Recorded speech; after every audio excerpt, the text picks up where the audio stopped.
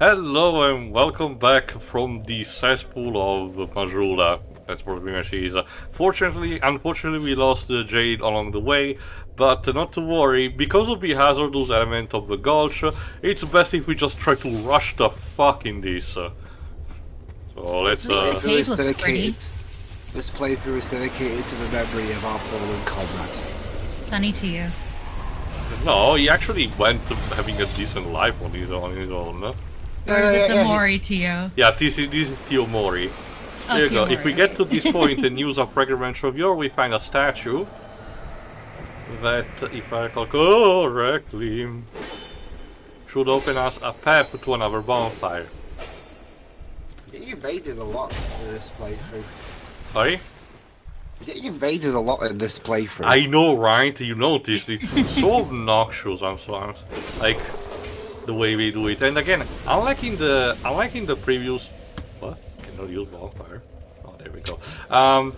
Unlike in the previous game, like I told, in this one, you know, you get invaded regardless of your status. If it's something that happens only if you have your humanity completely, you know, set up, I can understand as a way of trying to hinder. But no, you can literally be punished even if you know, if you're not doing anything right. And particularly in this place, you get invaded a lot. But again, thanks to this shortcut, we should be able to try fire butt projectile. Okay. I feel like a part of it is also the recording curse, maybe. Well, yes and no, it's part of the game. Anyway, because of this, we are able to get a beeline towards the actual boss arena, thankfully. So let's get immediately to it. Again, it's actually a short dungeon when you get down to it, but oh, and this boss is for something, quite something actually. Oh. So I think it's a full-blown cutscene, and Yeah. Oh, we got a filter from Doki Doki Literature Club. Kinda. And some fucked up little fusion here. Is this My God, Stephen Fry, what happened to you?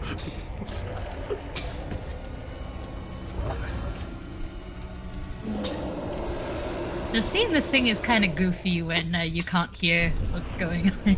It's called The Rotten.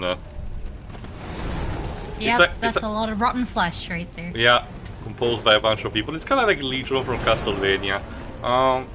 Okay, I should be able theoretically to take him down alone on my own, but we still need to be careful. This guy loves to use that cleaver, as you can see, because he, you know, has this butcher motif. But also you need to pay attention to the pools of fire that surround the arena. If I actually stumble into those, it's, you know, it's quite hurting. I think the boss can also be damaged on his own.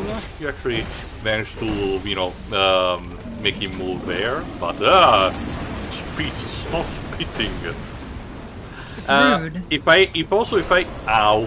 I hit him enough on one of his arms, if that arm will actually, you know, get cut and will be unusable for the rest of the fight, so I can potentially decleave, you know, if I cut his right hand. I actually, like I mentioned, it's no secret that I'm actually a big fan of this mechanic, you know, the idea of cutting away parts of a boss in order to make them potentially, you know, more vulnerable. In fact, actually an indie game that came out relatively recently, not too recently that I'm recording, but a bit. You might have heard of it, Shire, because a lot of people have been talking about it for the indie community. It's called Fear and Hunger. I actually haven't. No, okay. It's done by your typical RPG Maker style RPGs, but it has, you know, still the vibe of that you see in Dark Souls, or by extension, it's source material as in Berserk. And I argue it's actually very interesting, and one of its mechanics for its fights is actually targeting the limbs of, you know, of your assailants, and actually, you know, being able to you know, mutilate them. Mind you, the enemies can do the same to you, so you have to be careful. It's also very interesting because it's also very open, you know, multiple endings and everything, and the setting is also interesting on its own. Despite, you know, trading grounds that one might have seen it already. Is it like a a Lisa scenario where if you lose an arm, you've lost it for the remainder Yes, of... Oh, cool. Yeah. the consequences are tangible, you know. But again, if you know how to play your card straight, you can actually use this system to your advantage as well. You know, when you said Lisa, I thought you meant, wait, there was an episode of The Simpsons where Lisa had her Oh, arm cut off. dweebs, stay innocent forever. Yeah, Let's just say that Lisa is not exactly a pretty story. No. And then there's Lisa the First. Not to mention the countless fan games. Oh, God. People love trauma. Not as much as Undertale. Again, I still have... Oh my god. I still have no idea what's up with the Undertale AU community, because that thing has spiraled beyond control, and I don't They're still understand why. thriving. Like, Toby got on it himself. God. Like, it's... On one hand, I understand it because there's something interesting in doing it, but on the other, it might feel also overwhelming, in a sense, at least to me. Alright, let's see if I can do something about it. So basically, Shiori, Toby's busy doing Deltarune, Pokemon, and Deltarune fan games. No, well, Deltarune being an AU itself, kind of. Also, recently, Toby composed a song for a VTuber. But again, he does that kind of side job occasionally, unless also he may get requests from people. I thought he was a composer first before even doing. And again, thanks to his hack, or not even just Undertale, even thanks to the hacks of Earthbound and his work on Homestuck, he is actually relatively famous in Japan. So I guess that's what partly got Game Freak to have him do a few songs for the recent Pokemon games. yes, but it still surprises me, if I have to be honest, because again, Game Freak is still like a big company of everything. Like, to hire a relatively, like, if it was something like an indie developer, like say Mr. Pixel doing another game after Cave Story, yes, I get it, you know, or stuff like Way Forward with Shantae. But Game Freak, it's not exactly the first studio that passes through. Like, someone probably was a fan inside them. I mean, I've listened to a few of the tracks he made for the more recent one, Scarlet and Violet. Yeah, and they're fine. And it's not again, it's not even the case of having him like a casual track or anything. Like, slight spoiler, but one of them is actually the final boss theme. So again, not the first thing that passes through.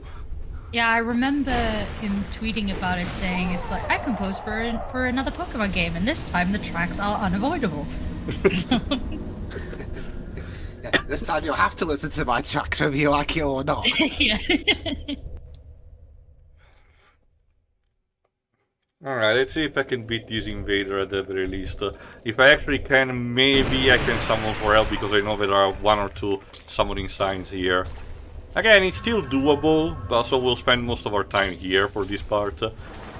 But it's just a matter of, you know, being patient and getting there.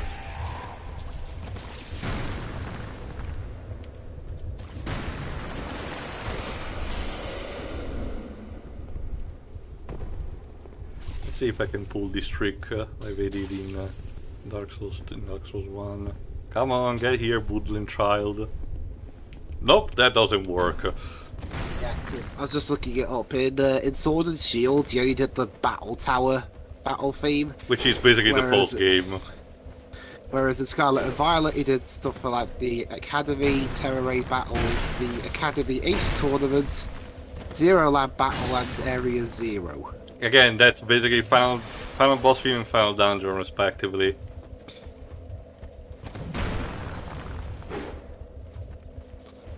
Also, damn. Apparently Toby even confirmed who's directing Scarlet and Violet before anyone else even confirmed it. So, so he Tom Holland it. Okay. Yeah. Yeah. Someone, somewhere,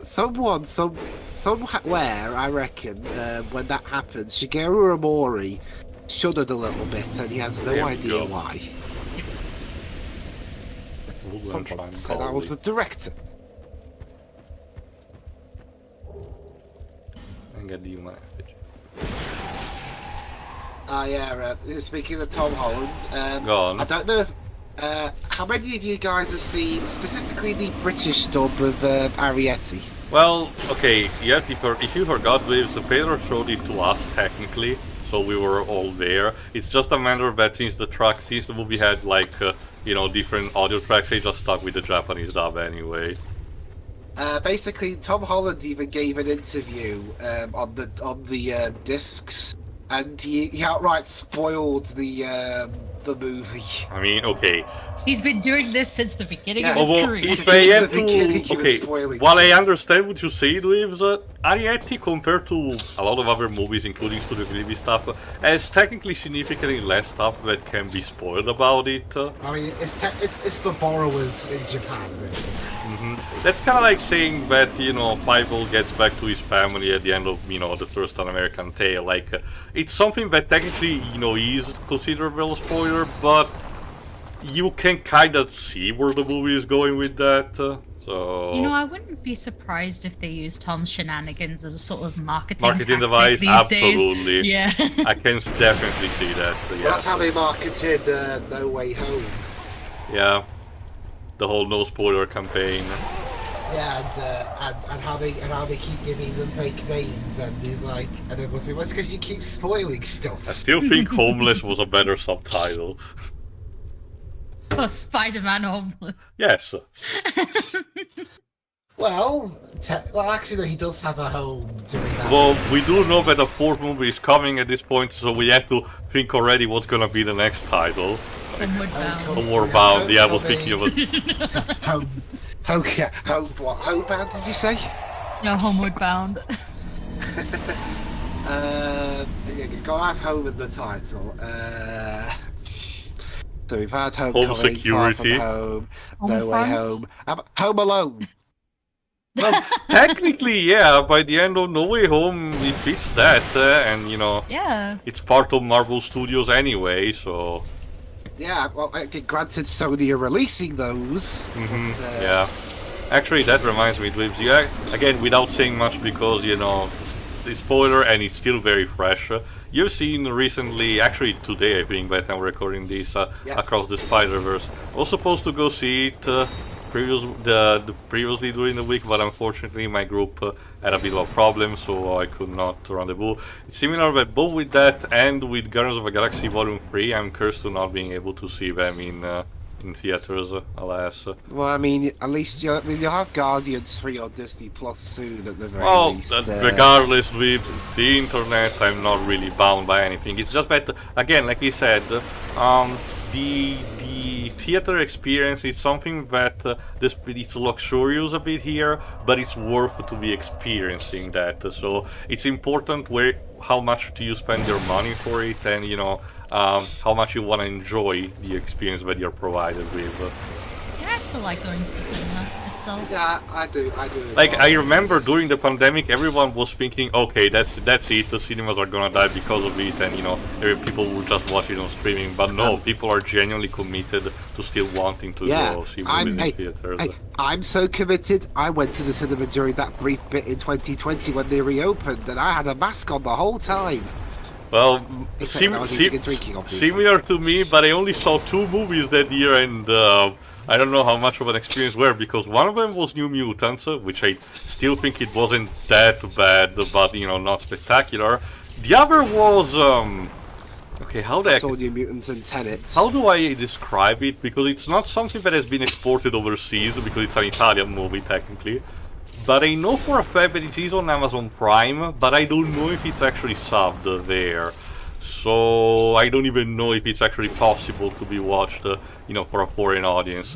It's called technically Creators the Past, and it's basically a sci-fi movie starring people like William Shatner, Gerard Depardieu, Smurfy Lips from the Dungeons and Dragons movie, and I think there was someone else, and it's about weird conspiracy theories about the end of the world tied to the 2012 apocalypse. Oh wow, okay. It's very batshit insane, But I don't even know if it's possible to actually be watched. And it's overall taking a bad movie. It's actually a bad movie done by people who genuinely believe in those kind of conspiracy theories but it's actually entertaining, but if it can be overwhelming to you in terms of the bullshit that it throws at you. Not to mention, there's a slight bit of controversy that I will not mention technically here on record, but if we ever by some misguided blessing get to the movie, I will actually mention it when we get there. Oh my god, I'm about to die again from the poison. The two cinema experiences I had while watching Tenet and New Mutants, I remember very clearly. New Mutants had no one in the cinema. Sure. Tenet's had a few. Again, yeah, I mean, well, again, we had to A, socially distance, and B, have masks on, so there's only so many they could put in the cinema at a time. And I went I usually went to the one where I had a cinema voucher, but because there was no films on for a while, I just disabled it. So I went to a cinema that was closer to me, where I did have to pay a bit, but yeah, not far to drive. Yeah. I love how mine and a lot of other people's last cinema experience before lockdown was Sonic. Yeah. Mine was Onward. My big, again, I was supposed to go see instead the limited theatrical release that Lupin the First was supposed to have, but the timing was the worst possible because it literally happened, just a few weeks, and I really sad. I saw the movie recently with Pedro and Dej, and yeah, I really wish I saw that on the big screen, especially because Lupin the Third is very ingrained in my country, so it would have been something actually I wanted to see. I don't know if there were any screenings near me, and I don't know if any of them were even dubbed. From what I heard, the English cast for Lupin the First is not made of newcomers, but apparently it's a bunch of people who were veteran for the third and fourth series. From what I remember. Yeah, like we had Tony Oliver voicing Lupin. Would explain how some line deliveries felt a bit bizarre to me, like particularly Lupin's voice was a bit all over the place, and I'm getting the idea was because the voice actors might be relatively old. We have a similar problem here with the cast, with the returning cast of Lupin. Oh, Japan had that as well. Yeah, they kept the same voice actors for like decades before they replaced them. They do that regularly, Dweebs. Like, you have to understand they're much more committed. Yeah, I know. They flat out had to reboot Doraemon in 2005 because of that. In my country, the voice actor of Lupin himself actually unfortunately died of, I think, cancer in the early 2000s. We kind of had a bit of an onslaught during that period, unfortunately. But the replacement that they got is actually not that bad. He's the guy who's been historically voicing the animated version of Spider-Man since the 80s, so that's pretty cool. Well, that's the interesting thing. There's two English dubs of Castle of Cagliostro. I'm not sure what version Netflix has. I understand this is the original one from what I remember, there are no major scenes that have been cut, so if I recall correctly, watching either version at the same time should not really provide that different of an experience. But the version from the early 2000s, we had Lupin voiced by David Hayter. Huh. I think he would have suited more voicing Jigen instead. No idea who the casting choice was. I couldn't tell you. But then again, I'm that guy with the I'm the guy who makes opinions, but then finds out I'm in the minority. But I'm like, because remember when we saw, well, not Fury obviously, but remember when we saw The Grave of the Fireflies? And we listened to the English dub from ye old early 90s. I don't remember too much of that, but I'll trust you on that. And not the most recent one from over nearly 10 years ago. I listened to the old one and I was like, it's not that bad. I mean, I've heard worse. Most of the Ghibli old dubs are actually not really that bad, outside of warriors of the fucking wind. Like, and even then, the quality of the voice quality is actually not bad. It's just the dialogue we're working with. Are we in heaven? God.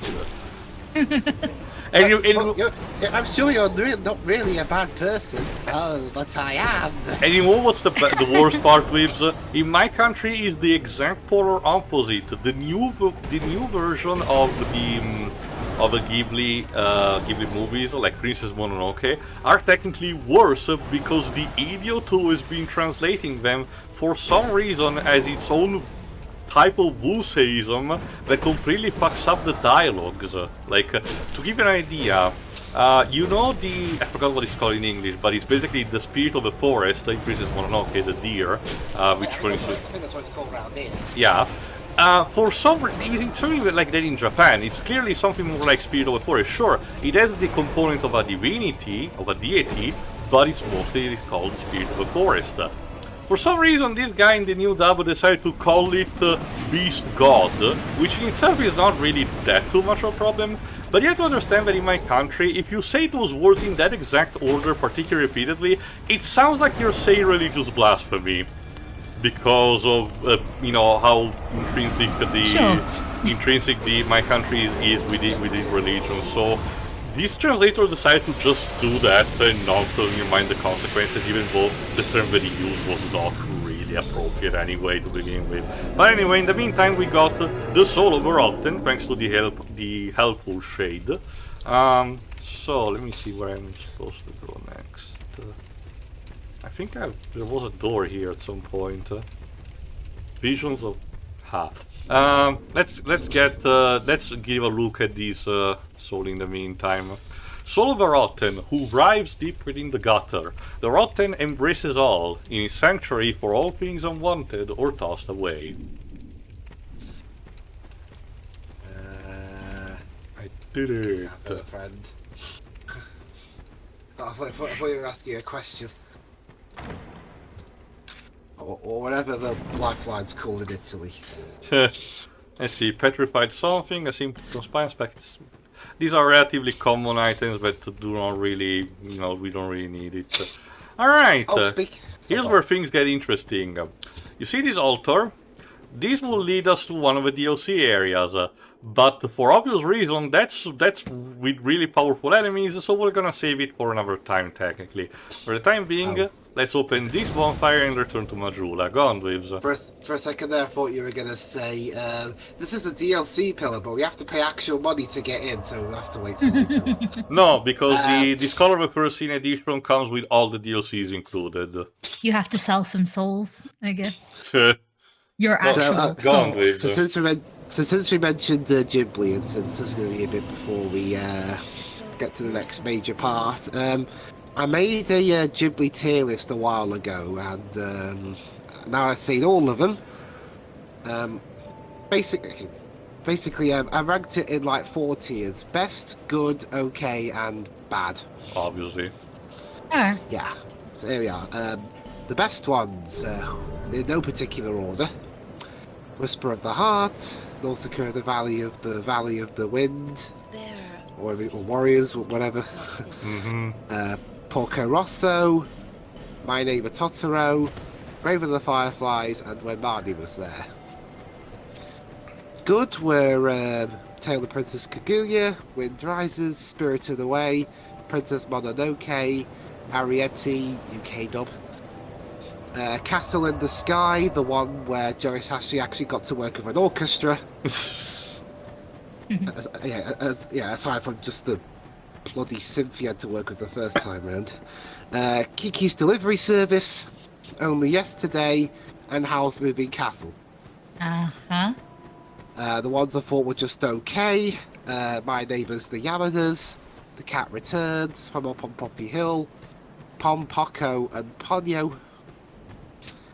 And the ones that are bad: Tales of Mercy, Earwig and the Witch, and Ocean Waves. Sure, why not? Alright, let's take these I think I showed it a bit before, I did not the earlier parts, but just a reminder. This guy, Bertrand of Drugo, As you can see, he has a sword that, in case you forgot, because I did show it a bit in the previous game, is the Moonlight Greatsword. So this is kind of a sort of a beginner's trap, because one might be tempted to, oh, if I actually kill him, I'm gonna get the sword earlier. And the joke is that not that it's the player is difficult, so if you want, you can actually kill him. But the sword that you obtain is a fake. This guy is carrying it around in order to boost morale, but overall it's not as powerful as the original, and the original has to be obtained in a different manner. So it's cool actually that the game actually provides this sort of a fake out without having to rely on difficulty for that. But anyway, also, oh no, it's time to get a new enemy type of beast. I forgot what it's called, like, I think a goblin, but they have a very obtuse design, let's just say that. Ocean Waves has quite possibly the mardiest cow I've ever seen in a work of fiction. I see Chloe. Damn. Yeah, I'm serious. The main girl protagonist in Ocean Waves is far worse than Chloe. I hate her already. Yeah, seriously, she whines and moans about everything, and she makes, like, something really, minor in the grand scheme of things, and she pisses about it. I forgot and the guys know, and the guys know better either. Alright, there we go. Beware of enemy. As you can see, there's another statue here, so if you use the fragrant branch of yore, this statue that was holding a lever actually gets released, and for once, she's not an enemy, but actually a rather friendly NPC, although unfortunately she had to be dressed with what she actually could find. But let's talk to her a bit. You okay, lady?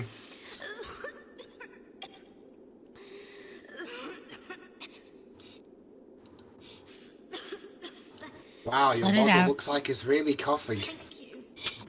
It's you have to remember, Dweebs, I think it was only started with Bloodborne, but also in the Ring Does, where the NPCs actually have mouth movement. Up until Dark Souls 3, they really did not consider having it.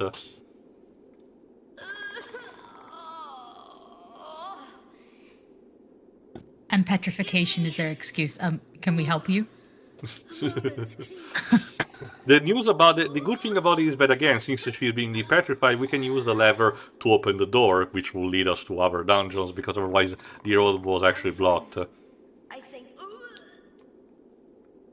No, I'm fine. Are you sure you're fine? Okay, her name is Rosabeth.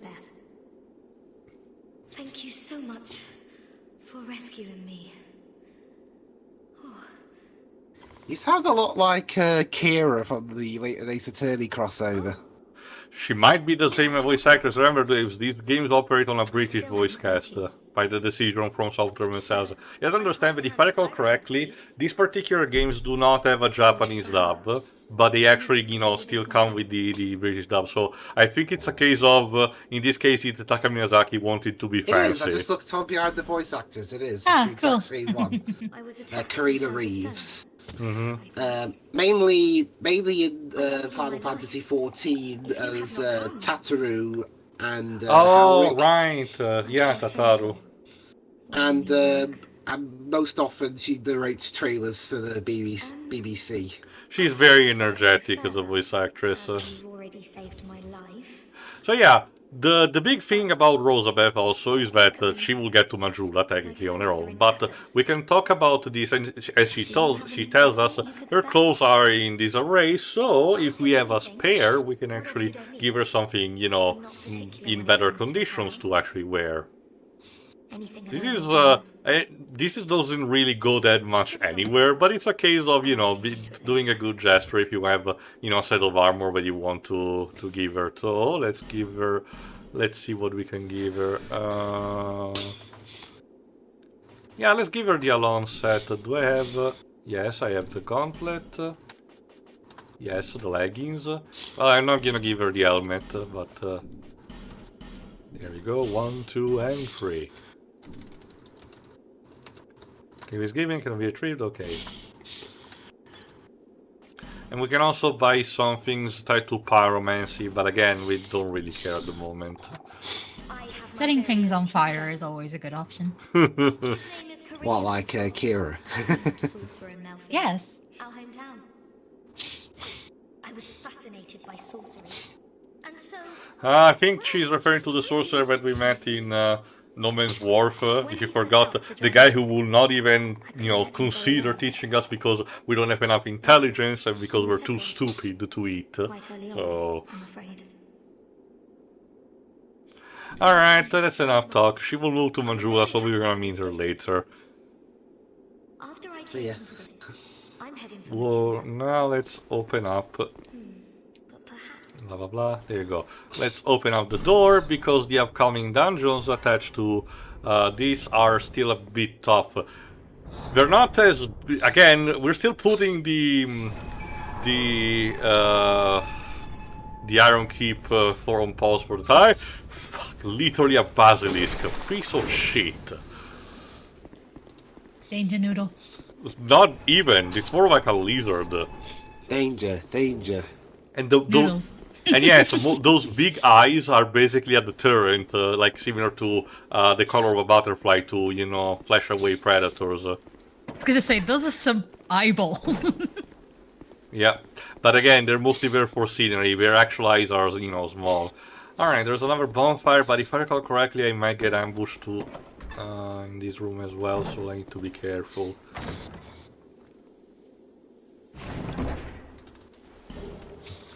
A nice 2 shard flask, which is always appreciated. I will actually get it in between parts. Let's heat up this bitch. There we go. I'm not gonna see it because that will respawn the enemies. And quite frankly, I don't want to have any more experience with the scrotums, as they're called. Fuck, I guess I need to jump. Okay. No, let's try again. Actually, I might as well ask you these, Libs. Since you actually were, already on a binge and everything. What do you consider yourself personally the worst instead English dub for a Ghibli movie? Does Rise of the Wind count? I guess in a sense, but that's more the translation. I'm talking about voice quality. Well, okay, off the top of my head, I don't really remember that much. I don't remember thinking too highly of the acting in Tales from Earthsea for the most part. Okay, that's always the thing that the only actor in that. Well, again, the film's shit in the first place, so okay. That's a massive handicap to any actor. But the only person who sounded like they were trying was Timothy Dalton. Mm-hmm. Again, and that is really, things are bad when Willem Dafoe sounds like he'd rather be anywhere else. I mean, to be fair, I argue that Liam Neeson in Ponyo was kind of the same. It's been a while since I've seen Ponyo, so I can't speak to that. But again, that's the weird thing about Tales from Mercy, because I haven't really read the books. I only know the fame thanks to Dominic Noble that says how passionate the author of the book has been, particularly in trying to get them adapted. But the adaptations have been basically garbage. But Dominic Noble only talked about the TV miniseries, but not the Ghibli movie. So I do wonder what kind of quality I have to expect because I haven't seen it yet. Is the book good? Yes, actually, I've been told Okay. it's a huge book fantasy series, but it's actually pretty good and it was actually progressive at the time. So of course, Shiroi, the TV series has whitewashing all over the place. Yeah. Okay, and as for the Ghibli film, basically, Shiri, Yes. have you seen From Up on Poppy Hill? I think once. And have you seen Ghibli? I've seen Ghibli. Earwig and the Witch. No. It's from Goro Miyazaki, Hayao son. Oh, Made poor those boy. films, and he also made Tales from Earthsea. Now, I am not going to I'm not going to compare the guy to his father because He gets That's enough fine. grief like that from You the get- man himself. Yeah. he gets enough for that. Me and Pedro constantly take the piss out of Haya any chance we get.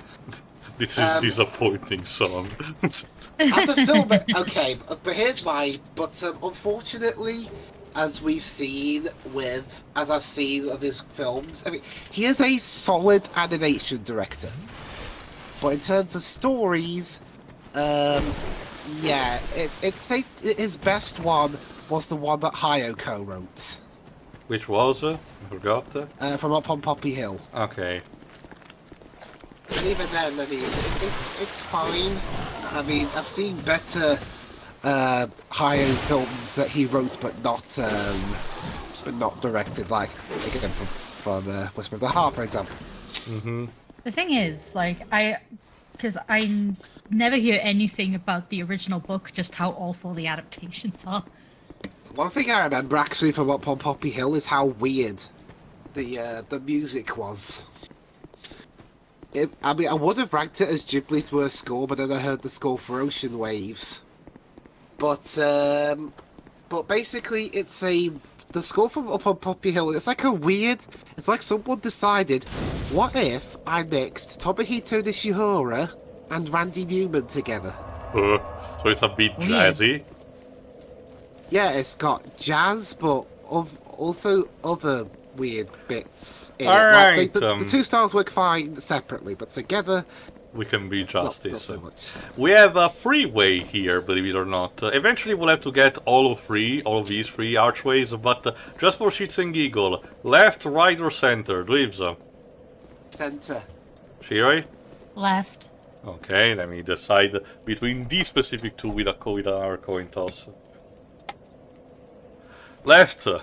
Alright then. Ooh, a falconer. If I recall correctly, some of these enemies were actually added in the Scholar of the First Scene edition in order to... There we go, in order to spice up a bit of the environment. I'm actually curious, Dwibs, in the meantime, just to ask, because I haven't seen it specifically, but how is the English dub of Porco Rosso? It's fine. I think it's fine. Michael Keaton. I do think he was a little on and off in his performance, but everyone else is just fine. Okay then. Ah, fuck, they're ganking up on me. So another thing with also that walking cycle. It's like the crab walk. Did nobody tested these enemies animations? Probably not, I guess. But another weird thing that you might think, these enemies are called the Falconeers. So you might be questioning, where the fuck are the Falcons, you know? They do show up with carrying Falcons as, you know, as a ranged weapon of sorts. They literally throw them at you. But only in New Game Plus in the starting area. Literally the moment you spawn in Things Betwixt, you're surrounded by these fuckers. Again, this is one of those games where in New Game Plus you get a bunch of new enemies all over the place to, you know, spice up a bit the difficulty. But sometimes it gets very comical. Oh fuck! Forgot actually. There are some enemies who are basically disguising themselves as, you know, phantoms of different enemies. Like in this case, this guy with the crossbow. Unfortunately, this also means that I cannot target them. Thankfully, I can damage them just fine instead of having to get a curse like in the first game. But it's still a bit of a pain in the ass.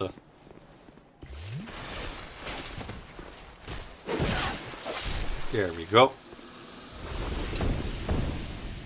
Beware of behind, in the way, visions of phantom. I mean, I guess. A dragon's lair, crescent axe, and a golden falcon. Oh, the falconeer shield. Well, I think my equipment is currently fine.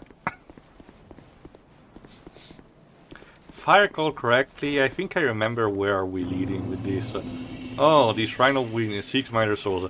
This is another, I think we're actually already hit a dead end, because if I recall correctly, if I want to get progressing in this I need to finish a bunch of other dungeons first, so we need to get back. in the meantime. There you go.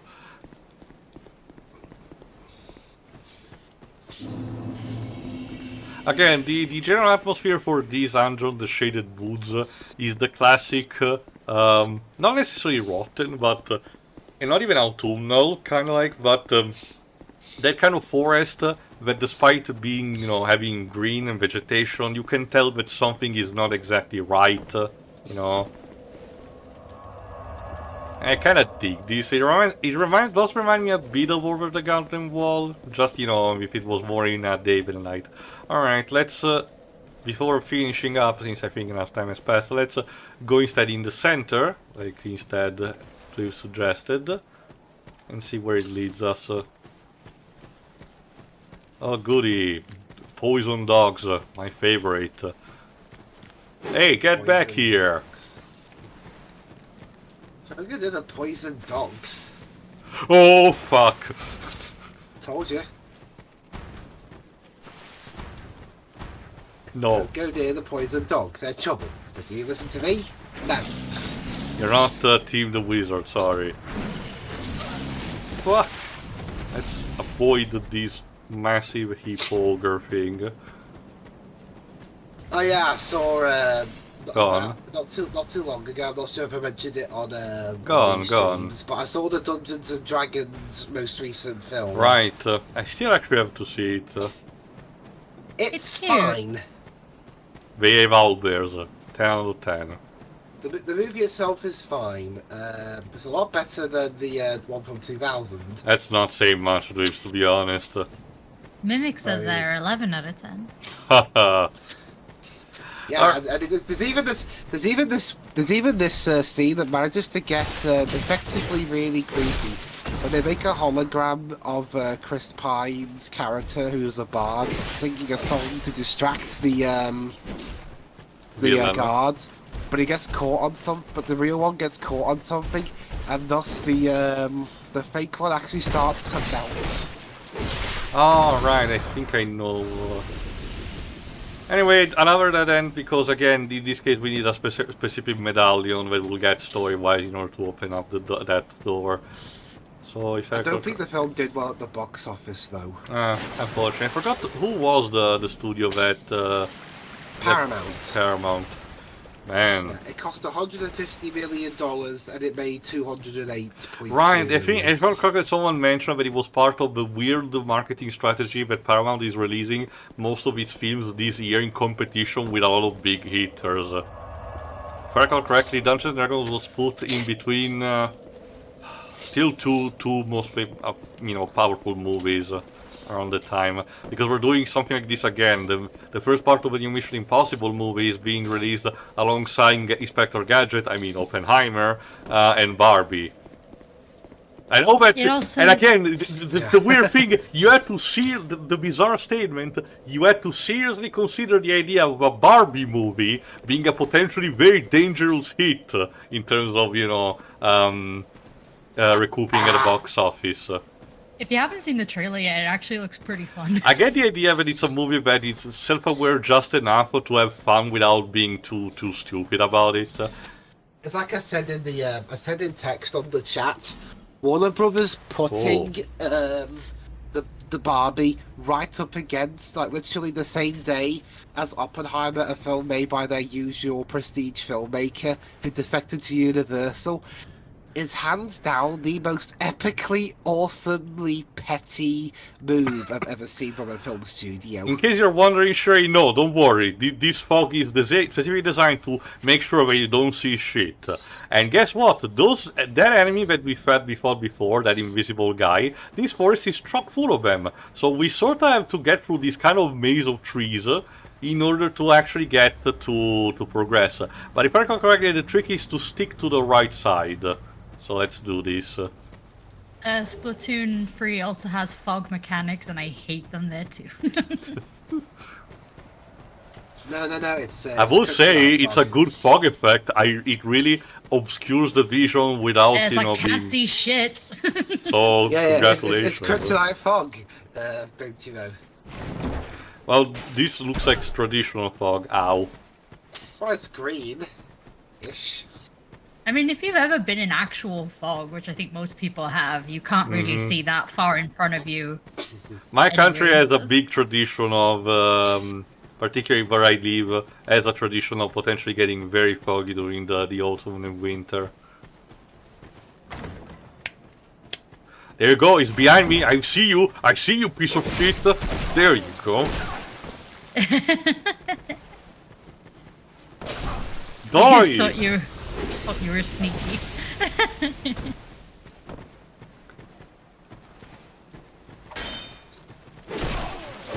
I think one of the tricks that they do mention is the fact that the trees, if you hit them, produce sound, if I recall correctly.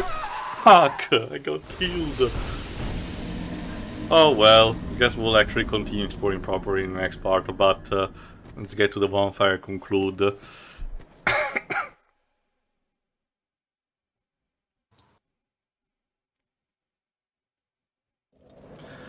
Alright then, so join us in the next part where we continue the exploration through these haunted woods and hopefully we'll be able to finally see shit out of the fog. See ya! See ya. Yeah.